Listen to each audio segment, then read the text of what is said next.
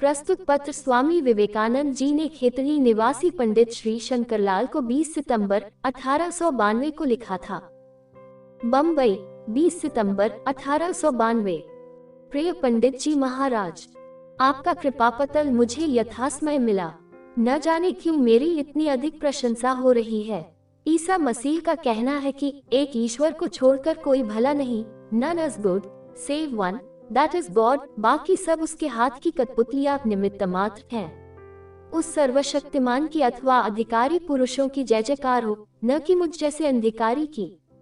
ये दास पुरस्कार के सर्वथा अयोग्य है। The servant is not worthy of the hire, और विशेषतः एक फकीर तो किसी प्रकार की प्रशंसा पाने का अधिकारी ही नहीं। क्या केवल अपना कर्तव्य पालन करने वाले सेवक की आप प्रशंसा करेंगे? अब दूसरी बात पर आता हूँ।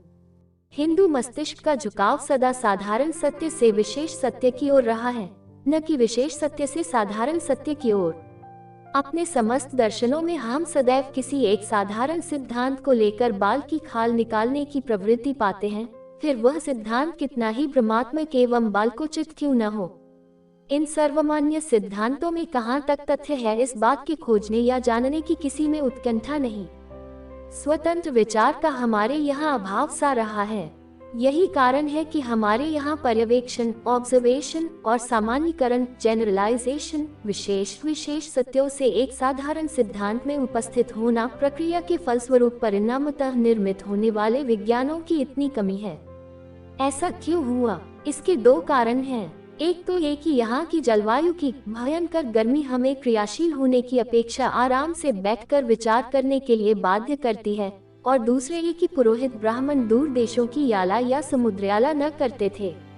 दूर देश की यात्रा जल से या थल से करने वाले यहाँ थे तो अवश्य, पर वे प्रायः व्यापारी थे, अर्थात वे लोग जिनका बुद्धि विकास पुरोहितों के अत्याचारों के कारण एवं स्वयं के धनलोभ के कारण रुग्ध हो गया था।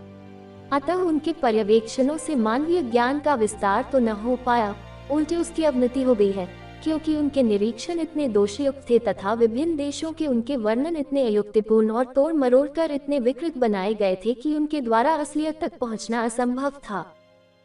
इसलिए हम लोगों को विदेशों की यात्रा करनी चाहिए।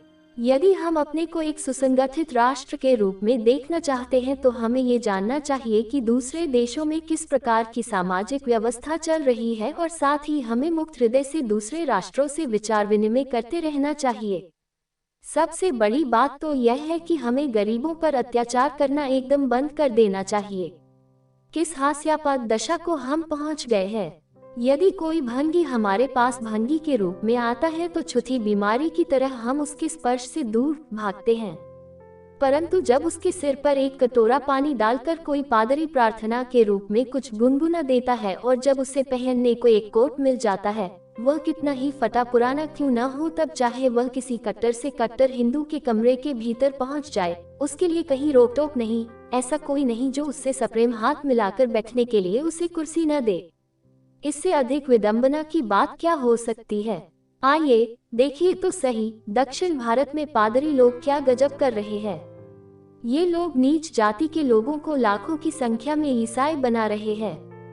ट्रावकोर में जहां पुरोहितों के अत्याचार भारतवर्ष भर में सबसे अधिक हैं, जहां जमीन के प्रत्येक टुकड़े के मालिक ब्राह्मण हैं, और जहां राजघरानों की महिलाएं तक ब्राह्मणों की उपपत्नी बनकर रहने में गौरव मानती हैं, वहां लगभग चौथाई जनसंख्या ईसाई हो गई है। मैं उन बेचारों को क्यों दोष दूं? हे भगवान, मनुष्य कब दूसरे मनुष्यों से भाईचारे का बर्ताव करना सीखेंगे? विवेकानंद।